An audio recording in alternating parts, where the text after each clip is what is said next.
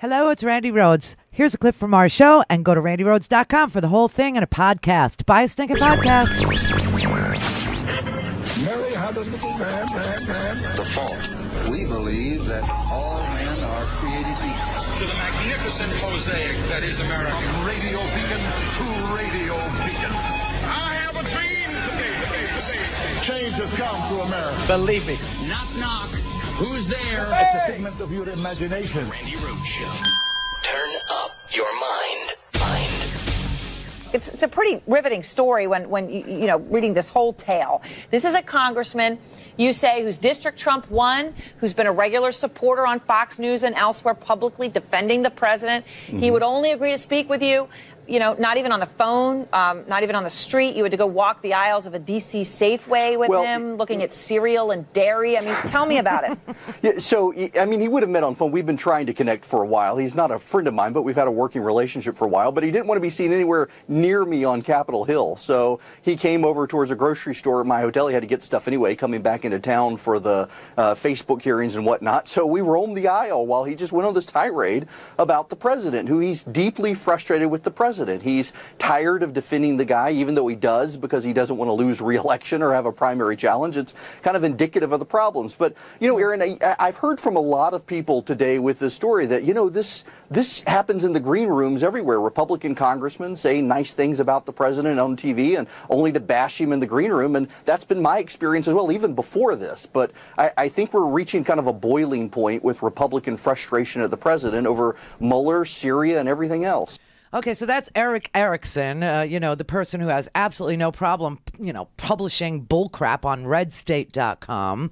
But now all of a sudden, he's written a story that claims, now, for all we know, this happened in Eric Erickson's head. Like a lot of stories that were in Red State happened in Eric Erickson's head. You know, like Steve Bannon and the stories that he told at Breitbart happened in his head, like Hillary Clinton is a sex freak, or, you know, she's, you know, running some pedophile ring out of a pizza place in Washington, D.C. that also has ping pong tables. What a interesting place to be. But, all right, here's Eric Erickson's story that has everybody, you know, wondering if Eric Erickson stumbled into telling the truth a time or two in his life, and this is one of them. I don't know. But he writes this whole long story about how he goes to a Safeway. A Safeway? That's like Waldbaum's. Anybody go to Waldbaum's ever in your life? Safeway. Really? A Pathmark. Do they still exist? They do? They do? Do you go to Safeway? No, because you go, you go food shopping on Mondays, and I know this because when I go to do my fill-in shopping on Mondays, I always run into you in Publix because we go the same day. Yeah, Scotty and I have run into each other at the supermarket a time or two. Yeah, there's nothing better than seeing your boss. All of a sudden I hear, Scotty, oh, hey, Randy, what's going on? Yes, as you're reaching for the, you know, chocolate, double chocolate babka or something like this. Yeah, I know. It's always like, I'm on a diet, and then you catch me at Publix. Like, yeah, and I always say to you, don't get that one. It's dusty. There's nothing worse than a dusty babka. Here's what you want. You want the Carb Smart low-carb ice cream. I was just about to say, that's what you turned me on to, and it's delicious. I know. I had one last night. They're amazing. The Carb Smart low carb ice creams. Oh, the pops with the chocolate. Ooh, it tastes real. I don't think it is real. I don't think it's real food. I don't know. I don't know. I mean, how do you get all that flavor and no carbohydrates in a sugary, you know, ice cream without, you know, putting some fake food in there? I always pay for it in the morning. Like this morning when we were talking, I go, gotta run. That was not a metaphor. No, that was real. Yeah, I thought you were going to go take a jog. No.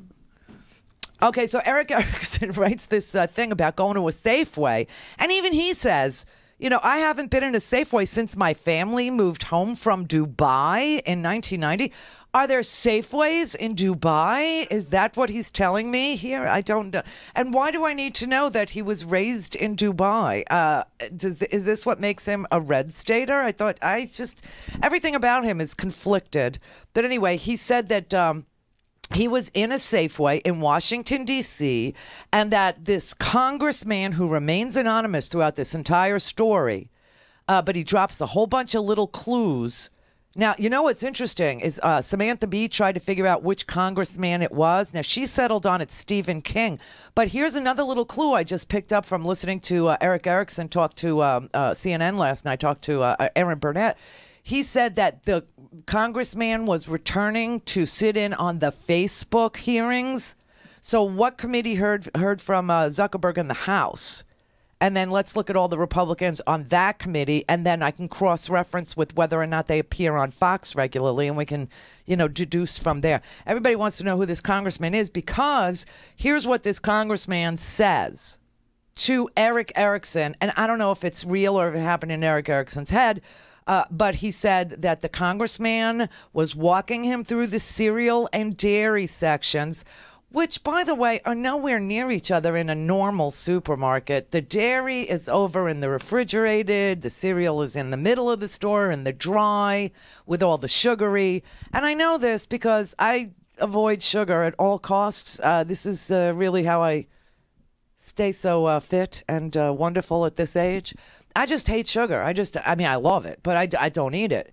So I never really go into the middle of the supermarket. I stay on the outskirts where the fresh foods are.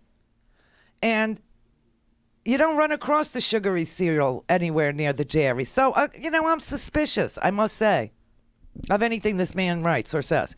Okay, but that said, he says this congressman that he walked through the cereal and dairy aisle with at the Safeway in Washington, D.C., is a congressman who his district went to Trump. He was a regular supporter on Fox News and elsewhere defending the president. He's happy to be quoted as long as Eric Erickson doesn't name him. And he says that he needs to meet Eric Erickson at the supermarket just because he needs to vent. Okay? And he says that he is one of these congressmen that says nice things in public and bad things in private about Trump.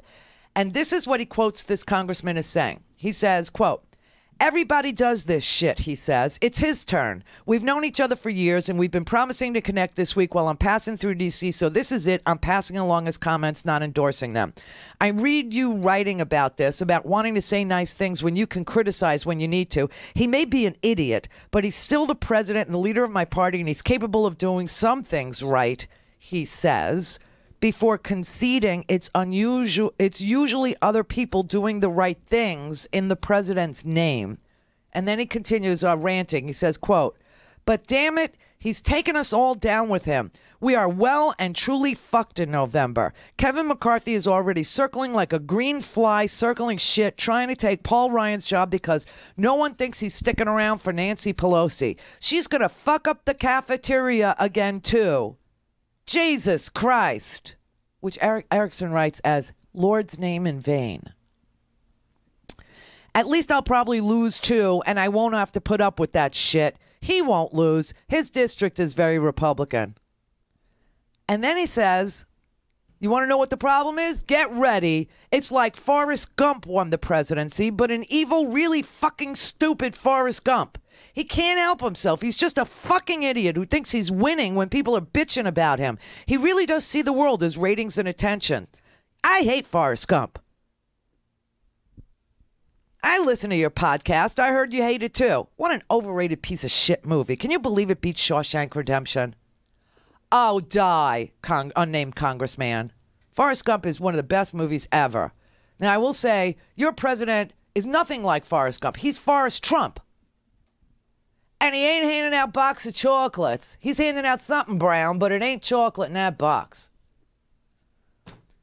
And then Eric Erickson says, we deviated to Steven Spielberg for a moment, and I had to remind him Robert Zemeckis, not Spielberg, directed it. Then I had to point out his taste in coffee sucks and suggested better. Moving right along, now he's quoting the congressman again. He says, quote, "Judiciary is stacked with a bunch of people who can win re-election so long as they don't piss off Trump voters in the primary.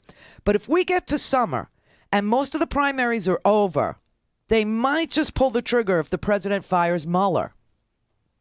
The shit will hit the fan if that happens, and I'd vote to impeach him myself. Most of us would. I think, hell, all the Democrats would, and you only need a majority in the House. If we're going to lose because of him, we might as well impeach the motherfucker. Take him out with us and let Mike Pence take over. At least then we could sleep well at night, he said. Before going off on a tangent about how the situation with Russia and China scare him. And then he said, quote, you know, having Mike as president would really piss off the right people, too. They think they hate Trump. Mike's competent.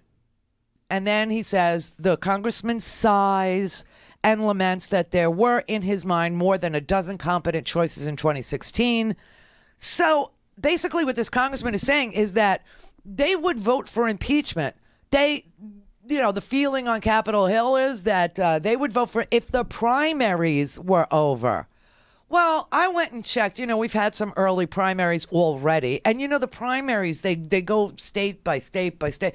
I think the last one is in September. The election is in November. Are you telling me that Eric Erickson has it from a congressman who's venting in a safe way while he's perusing some crappy coffee and cereal that the Republicans would impeach Trump except they think that it's going to hurt them and that they, in a primary situation, they will have a challenger?